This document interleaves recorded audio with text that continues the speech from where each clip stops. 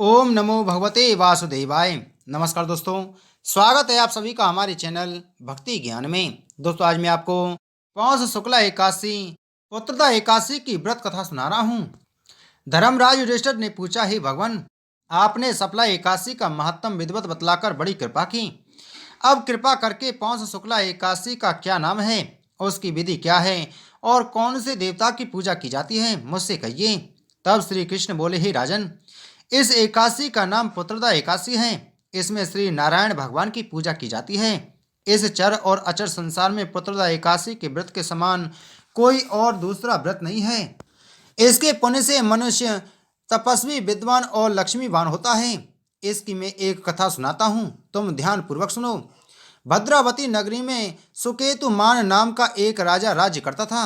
उसके कोई पुत्र नहीं था। उसकी स्त्री का नाम सैव्या था। वह निपुत्री होने के कारण सदैव चिंतित रहा करती थी। पुत्रहीन राजा के पिता रो रो कर पिंड लेते थे और सोचा करते थे कि इसके बाद हमको कौन पिंड देगा।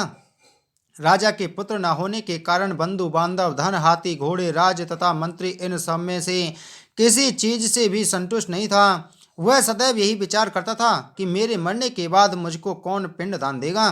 बिना पुत्र के पितरों और देवताओं का ऋण कैसे चलेगा। जिस घर में पुत्र न हो उसमें सदैव अंधेरा रहता है। इसलिए मुझे पुत्र की उत्पत्ति के लिए प्रयत्न करना चाहिए। जिस मनुष्य ने पुत्र का मुख देखा है वह धन्य है। उसको इस लोक में यश और परलोक में शांति मिलती है, अर्थात उसके दोनों लोक सुधर जाते हैं। पूर्व जन्म के कर्मों से ही इस जन्म में पुत्र, धन आदि प्राप्त होते हैं। राजा इसी प्रकार रात दिन चिंता में लगा रहता था। एक समय राजा ने अपने शरीर को त्याग देने का विचार किया, परंतु आत्मघात को महान पाप समझकर उसने ऐसा नहीं किया।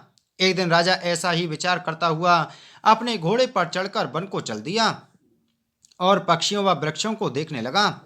उसने देखा कि वन में मृग, व्याघ्र, सुअर, सिंह, बंदर, सर्प आदि सब भ्रमण कर रहे हैं। हाथी अपने बच्चों और हथनियों के बीच में घूम रहे हैं। इस वन में कहीं गीदड़ अपने कर्कश स्वर में बोल रहे हैं, कहीं उल्लू ध्वनि कर रहे हैं। वन के दृश्यों को देखकर राजा सोच विचार में लग गया।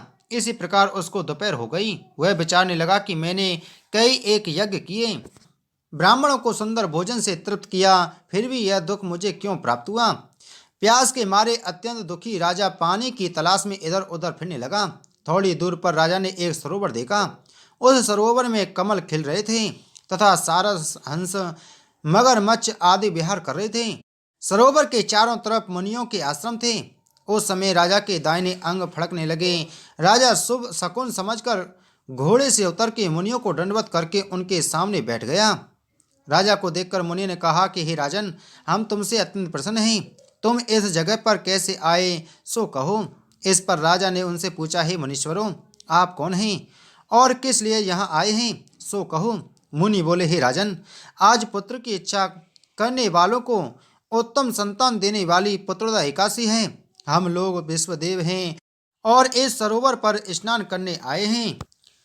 इस पर राजा बोला, हे मुनीश्वर, मेरे भी पुत्र नहीं हैं। यदि आप मुझ पर प्रसन्न हो तो एक पुत्र का वरदान दीजिए। मुनि बोले, हे राजन, आज पुत्रदा एकादशी है, आप इसका व्रत करें। भगवान की कृपा से आपके अवश्य ही पुत्र होगा। मुनि के वचनों के अनुसार राजा ने उस दिन एकादशी का व्रत किया और द्वादशी को उसने पारायण किया और मुनियों को प्रणाम करके अपने महल को वापस चला आया। अंत में रानी ने गर्भ को धारण किया और 9 माह के पश्चात उसके एक उत्तम पुत्र रत्न पैदा हुआ। वह राजकुमार बड़ा होकर अत्यंत वीर, धनवान, यशस्वी और प्रजापालक हुआ। भगवान श्री कृष्ण बोले, हे राजन, पुत्र प्राप्ति के लिए पुत्रदा एकादशी का व्रत करना चाहिए। जो मनुष्य इसका महत्तम श्रवण व पठन करते हैं उनको स्वर्ग की प्राप्ति होती है। बोलो श्री कृष्ण भगवान की जय।